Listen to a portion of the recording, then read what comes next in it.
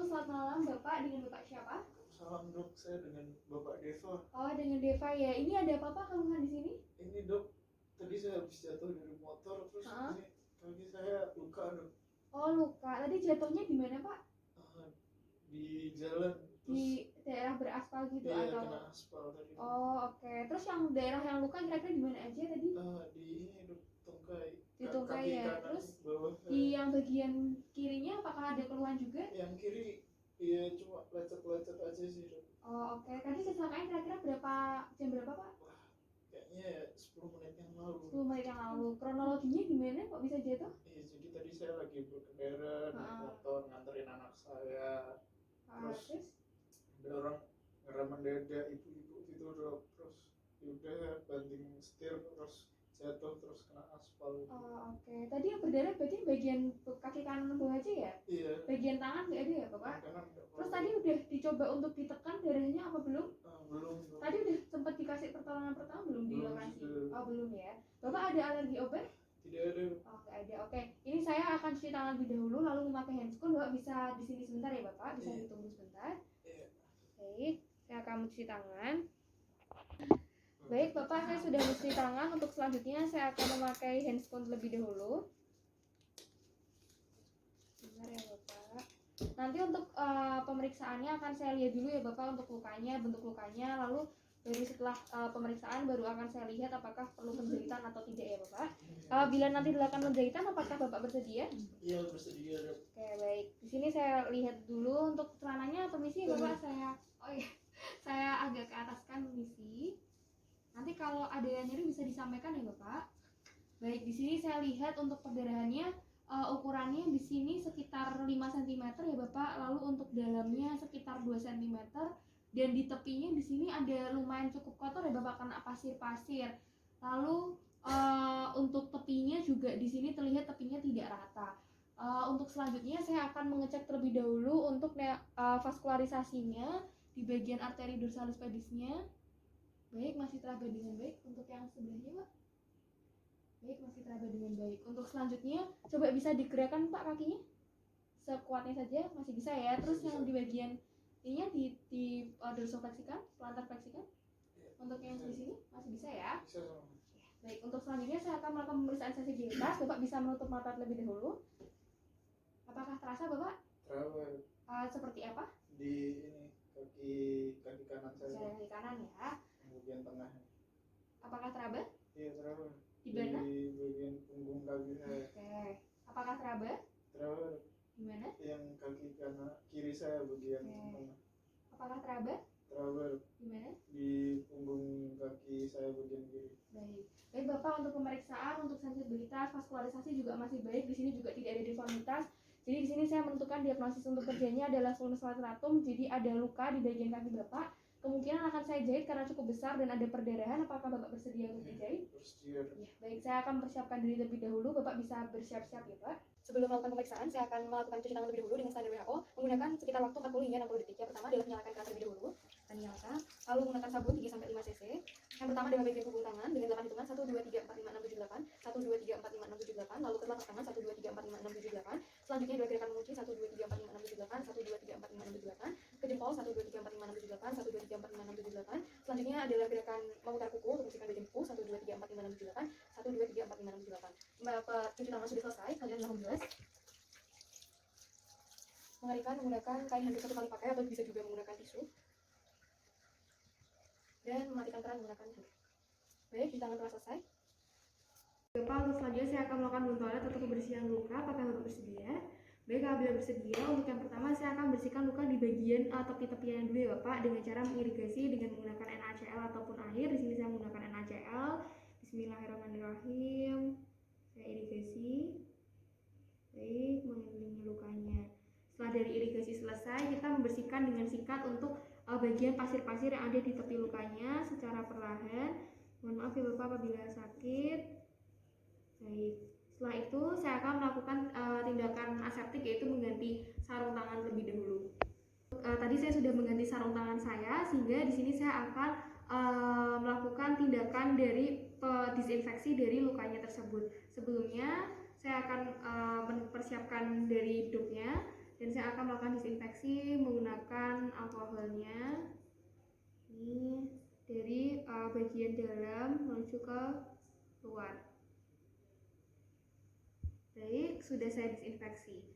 Untuk selanjutnya saya akan menggunakan dopnya dan akan membersihkan bagian dalam. Sebelum dibersihkan, kita akan melakukan anestesi terlebih dahulu supaya tidak ada rasa nyeri. Dimana untuk anestesi nanti menggunakan lidocain di sini. Bismillahirrahmanirrahim. Permisi Bapak, mohon maaf apabila sedikit kurang nyaman dan sakit. Bismillah. Dan untuk anestesi dilakukan di tepi-tepinya, diarahkan ke 3 sisi, kanan, kiri, dan juga belakang. Setelah dilakukan dari pembersihan dan anestesi, selanjutnya baru dilakukan pembersihan di dalam lukanya. Dimana di sini apakah sudah tidak terasa nyeri Pak? Baik, apabila sudah tidak terasa nyeri, kita lakukan pembersihan di bagian dalamnya ya. Di bagian dalamnya kita ambil untuk kotoran-kotoran yang masih ada, dikeluarkan untuk pasir-pasirnya. Baik, sudah. Lalu kita beri betadine di sedikit tepian dari lukanya.